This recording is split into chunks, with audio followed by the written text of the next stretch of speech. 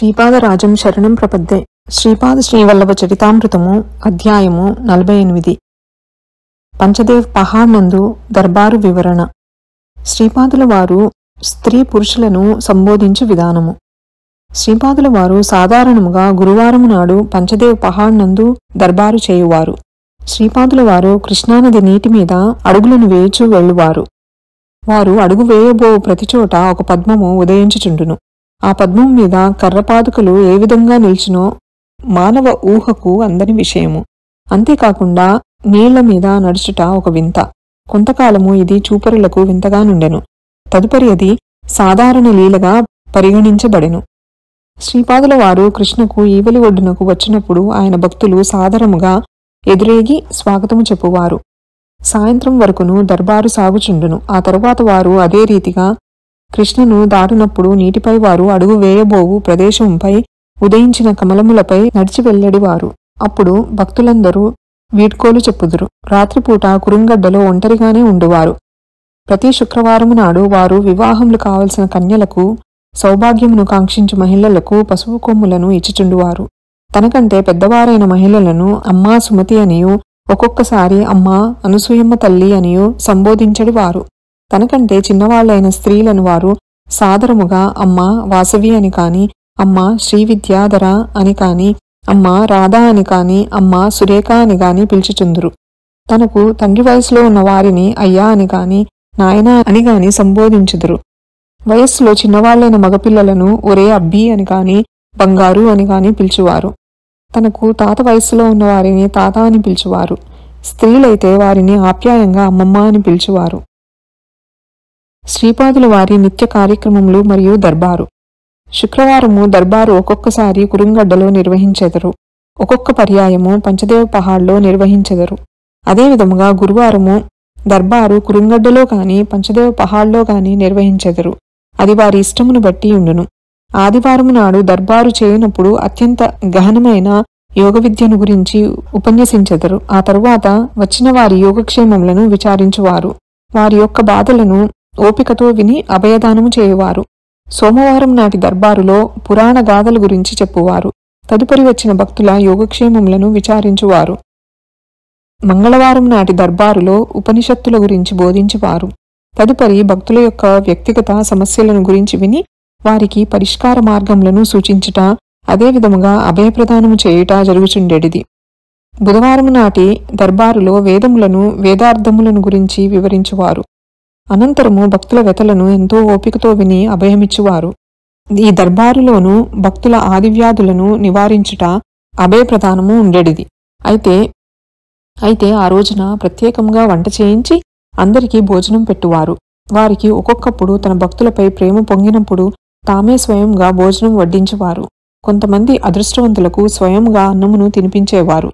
మరికొందరికి మొహమాటం ఎక్కువగా ఉన్నవారికి నోట్లో అన్నమును క్రుక్కి తినిపించడివారు.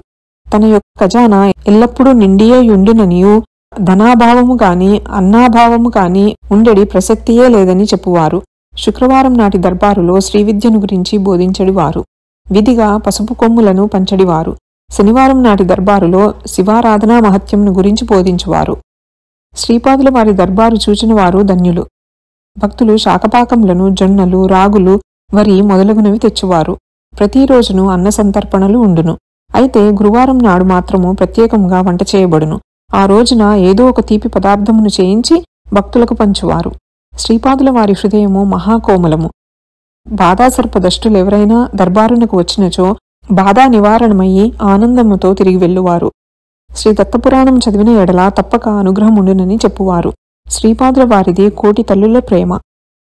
రాత్రివేళ ఎవ్వరిని కురుంగడ్డలో ఉండనిచ్చడివారు కాదు. అయితే నాతో వచ్చిన వృద్ధ సన్యాసిని కొంతకాలము ఉండనిచ్చిరి. నన్ను రాత్రిపూట కురుంగడ్డలో ఉండి పొమ్మనడివారు. వృద్ధ సన్యాసిని కాశీకి పోయి జీవించుమనియు, అక్కడనే దేహమును చాలించుమనియు చెప్పిరి.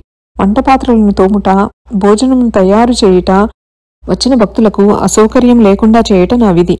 దర్బారునకు ఏ వేళనందు వచ్చినను అన్నం పెట్టవలను. ఒకవేళ భోజనం అయినదని చెప్పిన వారిని కూడాను ఇచ్చట దొరికినది ప్రసాదము కనుక విధిగా భోజనం చేయవలసినదని శాసించడివారు. వండిన అన్నము తక్కువగా ఉన్నదనియు, ఆగంతకులు ఎక్కువ మంది ఉన్నారనియు నేను చెప్పిన ఎడల తమ కమండలోదకమును భోజన పదార్థములపై చల్లడివారు. ఆయా భోజన పదార్థములు అక్షయమయ్యేడివి. ఈ విధముగా అనేక పర్యాయములు జరిగినది. రాత్రి వేళల యందు దేవతలు కురుంగడ్డకు వివిధ విమానములలో వచ్చి మహాగురువులను సేవించెడివారు. వారి ఆశీర్వచనములను పొంది వెళ్ళెడివారు. ఒక్క పర్యాయము హిమాలయముల నుండి కొంతమంది యోగులు వచ్చిచుండెడివారు. వారు కూడాను నీటి మీద నడిచి మాత్రమే వచ్చెడివారు. వారి దేహములు కాంతిమయములుగా నుండివి. వారికి శ్రీపాదుల వారే స్వయంగా భోజనం పెట్టెడివారు. శ్రీపాదుల వారి భోజనము గుప్పెడు మెతుకులు మాత్రమే. వరి అన్నమైననూ సరే, జొన్న అన్నమైననూ సరే, లేదా రాగి సంకటి అయిననూ సరే, తన భక్తులు కడుపు నిండుగా భోజనం చేసిన ఎడల తనకు ఎంతో సంతృప్తిగా నుండినని చెప్పెడివారు. రవిదాసు అను రజకునకు శ్రీచరణుల బట్టలు ఉతికెడి మహాభాగ్యము కలిగినది. తన దర్శనమును చేసుకున్న తదుపరి కూడాను చెడ్డ ప్రవృత్తులను మానని వారికి విచిత్ర కష్టములు వచ్చెడివి. తిరిగి వాటి నివారణ కొరకు శ్రీచరులనే ఆశ్రయించవలసి వచ్చెడిది. చనిపోయిన పెద్దలకు విధిక శ్రాద్ధములను పెట్టి తీరవలెననియూ చెప్పెడివారు. అష్టాదశ వర్ణముల వారును తనకు బిడ్డల వంటి వారనియూ, ఎవరి యందైనను తనకు పక్షపాత బుద్ధి లేదనియూ, వారు అనుసరించడి ధర్మకర్మములను బట్టి తాను ఫలితమునిచ్చేదననియూ చెప్పువారు.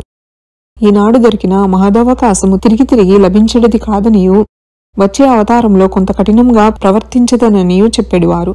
ఎన్నో జన్మల పుణ్యఫలము వలన తన దర్శనము లభించుననియూ, అందివచ్చిన సదవకాశమును పూర్తిగా వాడుకోవలననియూ, లేకపోయినా అనేక జన్మముల తర్వాత సద్గురు దర్శనం కలుగుననియూ చెప్పువారు.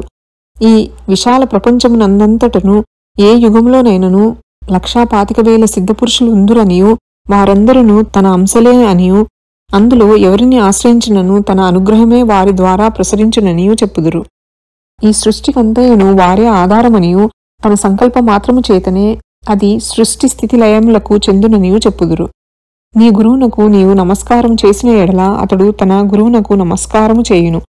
ఈ ప్రకారముగా మనము ఏ గురువునకు నమస్కరించినను తుదకు అది ఆది గురువైన తనకే చెందునని శ్రీపాదుల వారు చెప్పుదురు. దేవతలకు కోపం వచ్చిన గురువు రక్షించుననియూ, గురువునకే ఆగ్రహం కలిగిన రక్షకుడు ఎవరూ లేరనియూ చెప్పువారు. తనను ఆరాధించు వారికి ఇహపర లాభములు రెండు కూడా లభించుననియూ, ఈ సృష్టిలో ఎవరిని ద్వేషించవలదనియూ, ఎవరిని ద్వేషించినను తుదకు అది కూడా తన వద్దకే చేరుననియూ చెప్పువారు. తాను అనుగ్రహించదలిచిన ఎడల యోగ్యతాయోగ్యతలను కూడా పరిశీలించననియూ, అయితే తన అనుగ్రహమును పొందగలుగు సాత్విక భావములు నీ యందు ఉండవలెననియూ చెప్పుదురు. హృదయంలో భగవన్నామమును స్మరిస్తూ సదా కర్మలనాచరించవలెను. కురుంగడ్డ విశేష మహిమాన్విత క్షేత్రమనియూ, ఇచ్చటనున్న ఈశ్వరుడు జాగృతిమూర్తి అనియూ, ఇచ్చటకు దేవతలు, మహర్షులు, మహాపురుషులు మారు వేషములతో వచ్చి జనుల కంట పడకుండా ఉందురనియూ, ఇచ్చట అందరికిని ఎవరికి ఉండేడి స్థానము వారికి కలదనియూ, హృదయంలో భగవన్నామమును నిలుపుకొని సదా కర్మలనాచరించవలెననియూ, ఆయా కర్మలు ధర్మసమ్మతములై ఉండవలెననియూ చెప్పుదురు. తన దర్శనం కలిగినంతనే మహాపాపములు తొలగిపోవుననియూ, ఆ తరువాత మీరు పుణ్యకర్మలయందు అనురక్తులైన ఎడల శుభఫలములను పొందుటకు వీలు కలుగుననియూ చెప్పుదురు. శ్రీపాదుల వారి వచనములను అనుసరించి మన జీవితములను నడుపుకొనుచు తరించదముగాక.